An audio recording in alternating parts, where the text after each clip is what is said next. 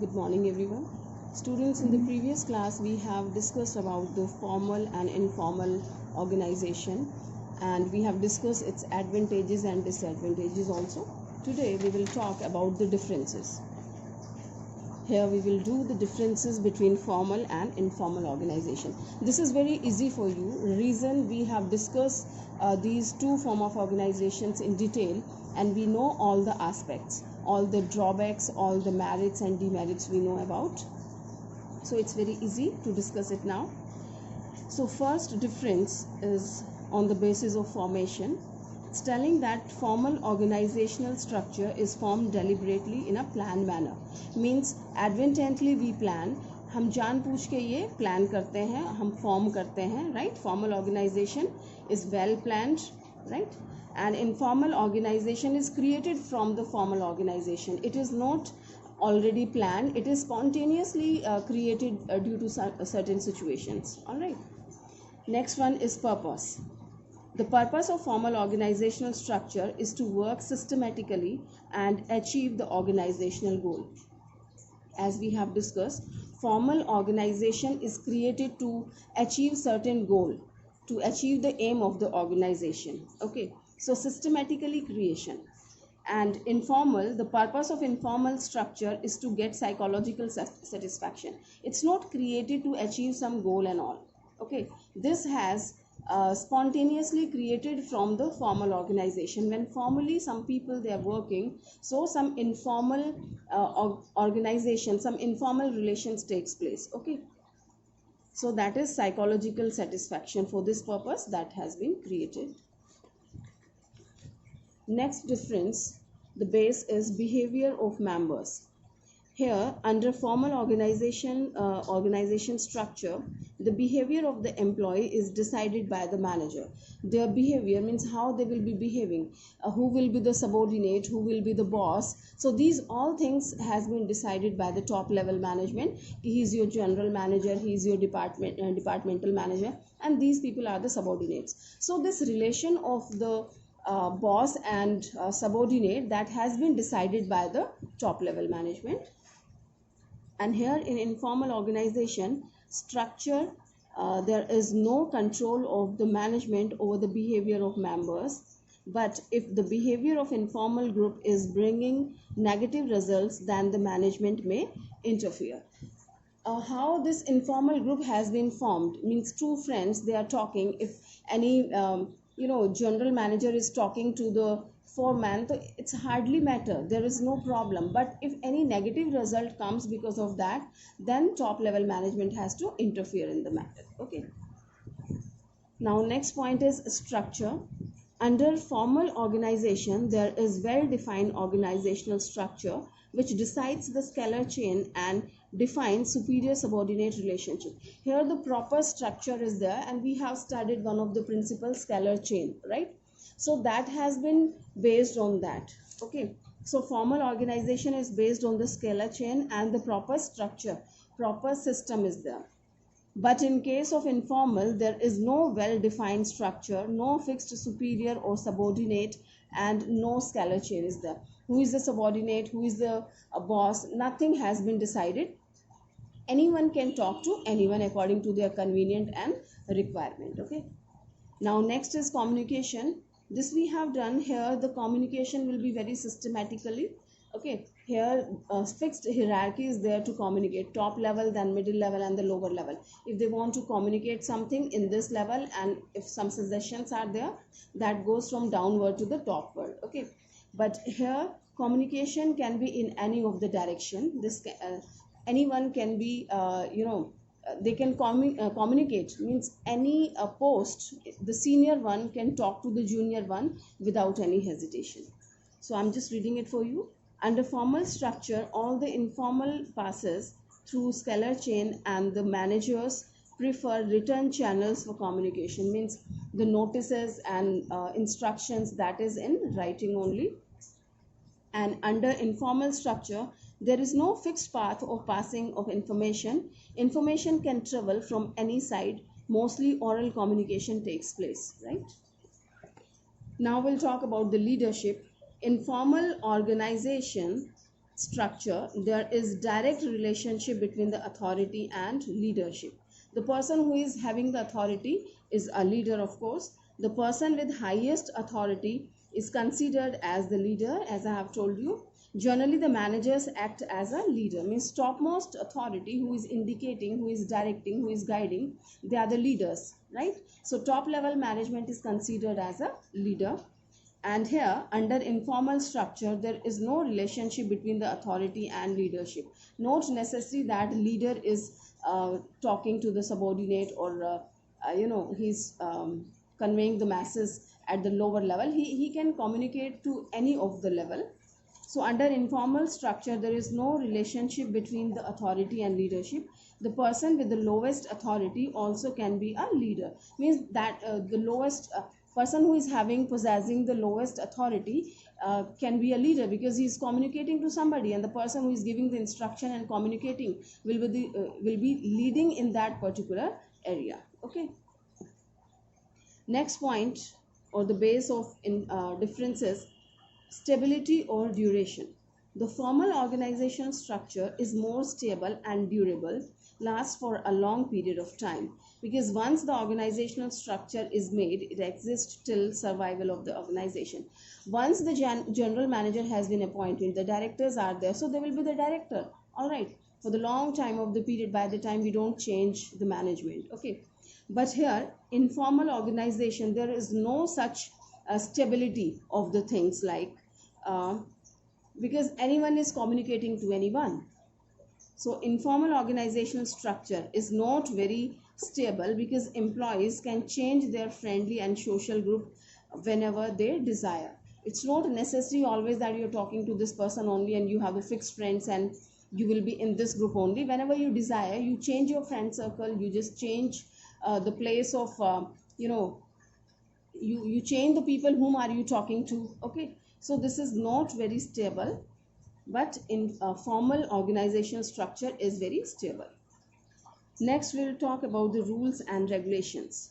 Under formal organization structure, the employees strictly have to follow the rules and regulations, and in case they are not following the rules and regulation, there will be penalty on them. Students, we know that in any of the organizations, some system are there. Systematic work has been done, right? Rule regulations have been formed for the various people. The rules are there for the top level management, for the middle level, and for the lower level, and for the operational level also we have rule regulation. So everywhere in the formal organization, all the rule regulations will be followed by them. Okay. But if we talk about the informal organization, there is no such relation of the subordinate and boss. So and there is no such rule regulations have been made in this informal organization. Okay. So we can't decide the liability even, or accountability for something. So there are no rules or regulations for the members of informal organization, and if there are no if they are not following, also there is no penalty. As if somebody is not following the rule regulations, so we can impose the penalty.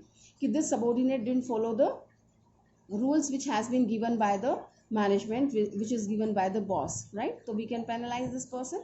But here, if somebody is not following the instructions, so we can't decide certain things, we can't decide the penalty and all, because this has not been given that this person has to follow this person's instruction. All right.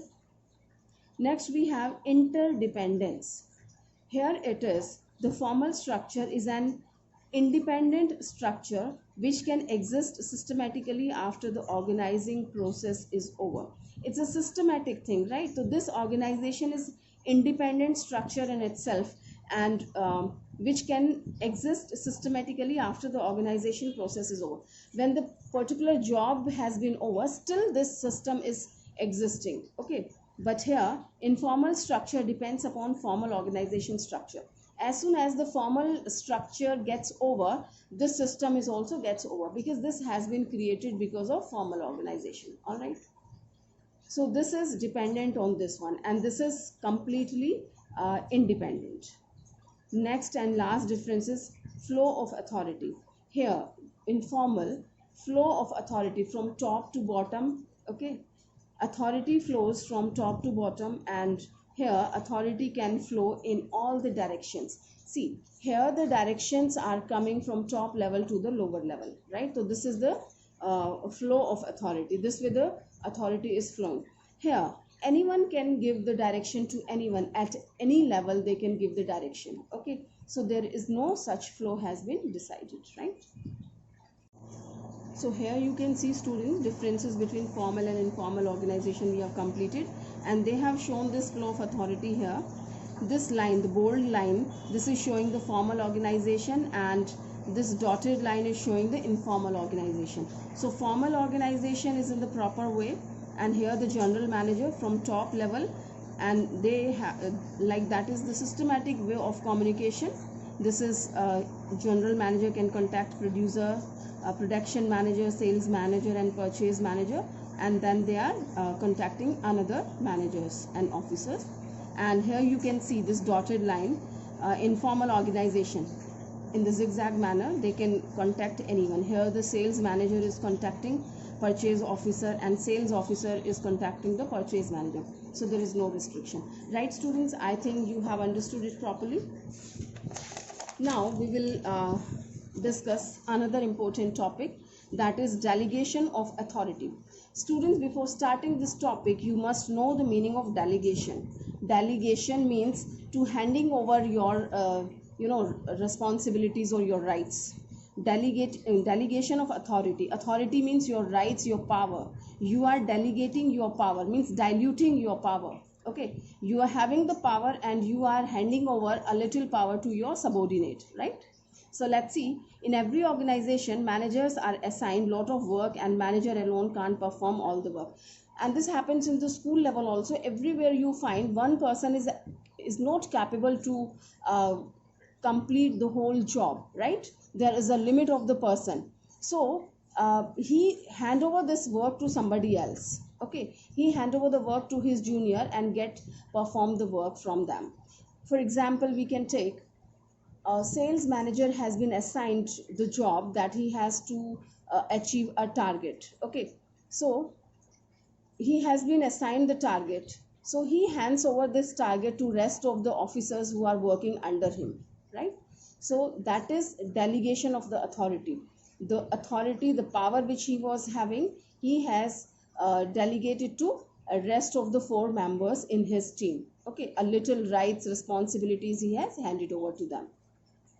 So here it's telling he divides the work among different individuals working under him according to their qualification and get the work done from them. The manager begins with sharing of his responsibilities with the subordinates. He deliberately passes some of his responsibilities to his subordinates. After passing the responsibilities, the manager also shares some of authority. Authority means power to make decisions with his subordinates so that the responsibilities can be carried on properly. To make sure that his subordinates perform all the work efficiently and effectively in the expected manner, the manager creates accountability, and this whole process is known as delegation. So delegation can be defined as, students, in the normal way, in the simple way, I just make you understand, when you hand over your responsibility to somebody, responsibility means you want to get something done from them. Okay, responsibility means daitva in Hindi we can say. So it's not only responsibility which you are handing over, because the person will not be capable to perform the work with responsibility only. When you assign the responsibility, side by you have to assign some powers, some authority you have to give. Okay, this authority should be equal to the responsibility, neither more or less. If you give more authority, so that will be wrong, and if you give less authority, so the person won't be get the work done from there, right? That will also be not appropriate. Okay, so when we assign the responsibility, side by we have to assign the authority, means power also, and that should be in the equal way. All right, with this, one more thing is there which you have to assign, that is accountability. Accountability means who will be responsible for this work. Jawabdehi, ki you will be responsible to which person, right? So when you assign when you delegate your authority So the responsibility, authority and accountability side by side, all these three things has been delegated. All right. So in simple words, he's telling delegation refers to downward transfer of authority from superior to subordinate. Downward means your top level management. See, top level management is deciding and framing the rule regulations, right? This is my objective of the firm, this is my aim of the firm, and he takes certain decision, and he is just handing over this work to the subordinate, middle level, then middle level is handing over to the lower level. That way this moves. So always this delegation is assigned from top level to the lower level. All right, now we will talk separately all these things. Here we are discussing about the principle of absoluteness of accountability. It's telling that it's one of the principle of absoluteness of accountability. Accountability means who will be responsible. So he's telling the same thing. I'll just read it for you, but let me make you understand in the simple way. This principle tells, suppose you are the sales manager, okay, and general manager has assigned the work to you, that your target is to sell out 500 units in this month. All right, general manager has assigned to the sales manager that you have to sell 500 units in this month. All right, students. Now the sales manager, okay, because this is not the task of a single person, he takes help from his team, and he has another 5 people in his team. So the sales manager has assigned the job means he has delegated the authority to remaining 5 people. Okay, so 100 target he has given to all 5 subordinates. All right, now one of the subordinate fall ill and he could not achieve the target. So remaining 4 subordinates, they have achieved the target and they have sold 400 items, but this 5th one could sold only 50 items, right? So the sales manager has achieved the target of 450 items. All right, so the sales manager will be accountable to the general manager for 500. So he can't say the general manager ki sir, I'm sorry, my one of the team member was not feeling well, so I could not achieve the target, so this is not the solution. Okay, he will be responsible for the 500 units to sell, right? So he is accountable to the general manager, because purely this was the duty of the sales manager to look after them, to supervise, to guide, to control, to look into the matter ki what happened to my one of the subordinate, and if he is unable to achieve the target, he must have done something, he must take action, he must sold himself, or he must talk to rest of the team members. All right, so this was the responsibility of this sales manager. This is called accountability. Okay, so the point which I have explained, this is the principle of absoluteness of accountability, means the sales manager is absolutely responsible for the accountability for the work which has been assigned to him. All right, students, so I'm reading it for you in like I think the same thing they have explained. Delegation is very important process to carry on the work systematically in the organization, but delegation is not a process of abdication, which means accountability is absolute. It can never be passed or delegated. Okay, after creating accountability over subordinates, the superiors alone remain accountable. So this is the same thing which I have explained. If he has assigned the job, if he has delegated his authority, if he has appointed, like he is getting the work done from his subordinates, it doesn't mean that he is delegating the accountability also. No, students, accountability will be of the sales manager only. He will be responsible. Kiski jawab deta hai? Sales manager will be answerable to the general manager, not the subordinates. All right, so I think they have taken similar kind of example, so you can go through yourself.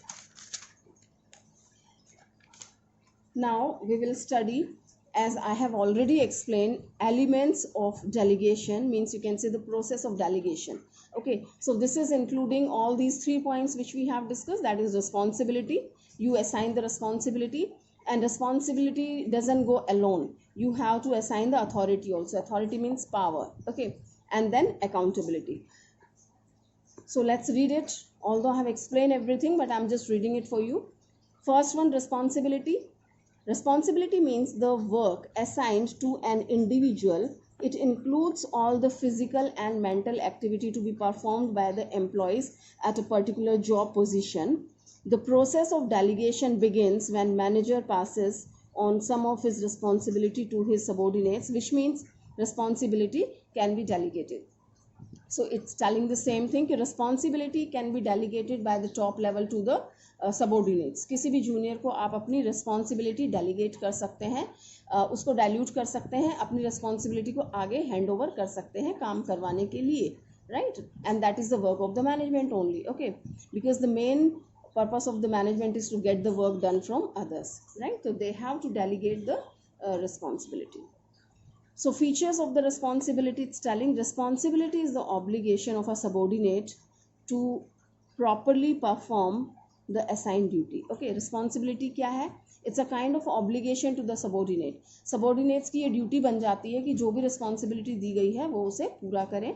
And it arises from superior subordinate relationship because subordinate is bound to perform the duty assigned by the superior. So it creates a relationship of the superior and subordinate, boss and subordinate का relationship create हो जाता है. Then responsibility flow upward because subordinate will always be responsible to his superior. It's telling responsibility. कौन responsible होगा? Responsibility flows upward, right? Authority comes from the downward and responsibility upward, right? From down to up it is going. You are responsible, okay, to fulfill your job. Next we will talk about the authority. Authority means power to take decisions. Students, when you have assigned the responsibility, although I have already explained, आप responsibility दे देते हैं तो it is must to assign authority in the similar quantity. Okay. So authority means power to take decision. To carry on the responsibility, every employee need to have some authority. So when managers are passing the responsibilities to the subordinates, they also pass some of the authority to the subordinates. The delegating authority is the second step of organizing process, which sharing the authority. Managers keep in mind that the authority matching to the responsibility should only be delegated. They shall not pass all their authority to their subordinates. Students, it's explaining in the same way कि delegation of authority doesn't mean कि your superior is delegating the whole authority. Not the whole authority. He is delegating the authority only in the required manner, required quantity, as the work which you have assigned, the responsibility you have assigned, the matching authority you are assigning to the subordinates. Means जो काम आपको पूरा करवाना है, the responsibility which you have given, okay, उस responsibility को पूरा करने के लिए जो authority, जो power चाहिए है, only that power you have delegated, that power you have assigned to them. वही power आपने दी है. Understood that? Okay. Now features of authority. In a formal organization, authority arise or originate from an individual's position. किसी individual की position से आती है. आपके जो rights हैं, आपके जो responsibilities हैं, that you are assigning, and your authority you are assigning. Authority refers to right to take decision due to your managerial position. It's giving the right to decide something. You know, when you are assigning the work कि आप पे ये responsibility है काम करने की, तो आपको decision लेने के rights भी assign करने होंगे, तभी तो वो काम करेंगे या करवाएंगे ना. Next is authority determines superior subordinate relationship that we have discussed. Authority is restricted by law and rules and regulations of the organization. Authority is restricted by law, rules and regulations कि आपके क्या rights हैं, आपके पास कितनी power है. ऐसा नहीं है आपने कहा कि आप कुछ भी कर लो. It doesn't happen. आपके पास क्या rights हैं, उसी में से आप वो rights assign करते हैं. It's not that कि you can do anything or you can get done anything from them. Authority arises from the scalar chain which links various job positions. We have discussed about the scalar chain, students. Scalar chain like from top level, middle level and lower level. So it is a part of that only. You you defined or you assigned the authority from your power only, and authority must be equal to the responsibility. We have talked again and again, it must be equal to the responsibility, neither less nor more, otherwise negative impacts will be there. Fine. And in the last we will talk about the accountability, although this is the same thing which I have talked to you. I'm reading it for you now. To make sure that the employees or subordinate perform their responsibilities in the expected manner, the accountability is created, right? कि जो काम उनको दिया है वो ठीक तरीके से करें, and if they don't do it correctly, so who will be responsible for this? हम किससे पूछेंगे कि आपने काम क्यों नहीं किया या गलत किया है? So we have to decide the accountability. Okay, accountability has been decided for this purpose only. So accountability means subordinates will be answerable for the non-completion of the task. Creating accountability is the third and final step of the delegation process, right students? So we have studied about the delegation of authority. So this is the third step. The first step was responsibility, second was authority, and the third one is accountability. It can only be shared with the subordinates, which means even after delegating responsibility and authority, the managers will be accountable for non-completion of the task. That's the same example which I have cited, students. It's not that you have, it can be shared with your subordinates completely. You can't, held the employees or held the subordinates accountable for this. Okay, so this can be shared by you. Only and only the superior will be accountable for the managers or the top level. All right. So they have taken one of the example I'm reading. If the production manager is given the target of producing 20 machines in 1 month's time, and he divided this target between 4 foremen working under him. Okay, so 5 machines, 20 machines he has to produce, and 5 machines to be produced by each foreman, but one foreman could not achieve the target, and at the end of the month only 17 machines are manufactured, then production manager will be held accountable for non-completion of the target. As accountability can't be transferred as or shared, it's an absolute term, right student? This is more or less the same example which I have told you regarding the sales manager.